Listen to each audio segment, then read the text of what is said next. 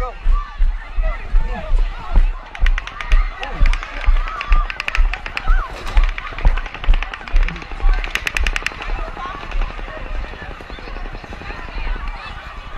Gotta be, right? Yeah.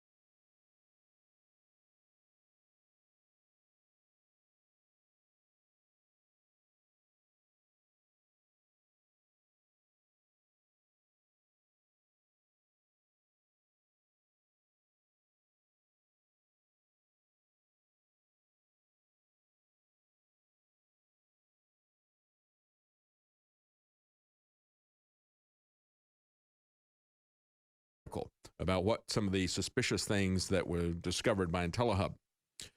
He says flight records indicate a covert helicopter rooftop exfil, an exfiltration, removing somebody, may have taken place just minutes after the massacre.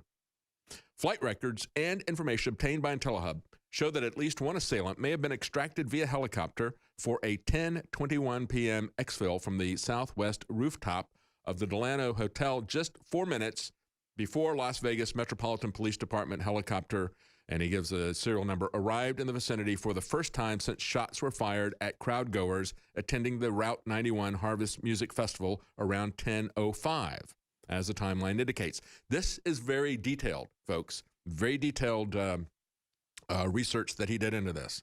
Even more disturbing is the fact that the aircraft's transponder was transmitting the call sign SWA 4119. It's a call sign that was registered to a Southwest Airlines Boeing 737 passenger jet with a tail number, and he gives it. I'm not going to go into all this detail for you. But here's the important point.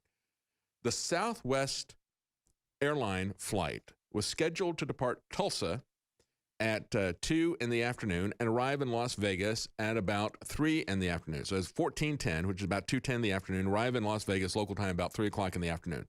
But it was somehow delayed for over 7 hours, giving that code a new arrival time of 10:22.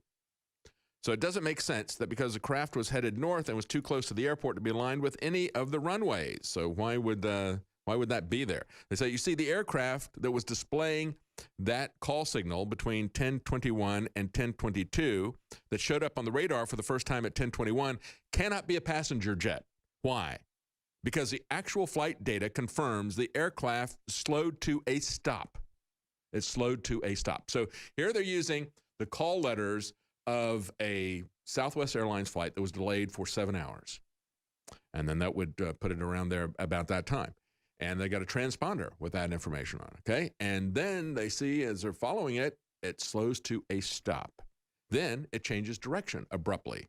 Passenger planes don't do that. You can't stop a passenger plane and then change direction. It changed abruptly to a due north heading before proceeding to hover over the Delano for a very specific spot for approximately 1 minute.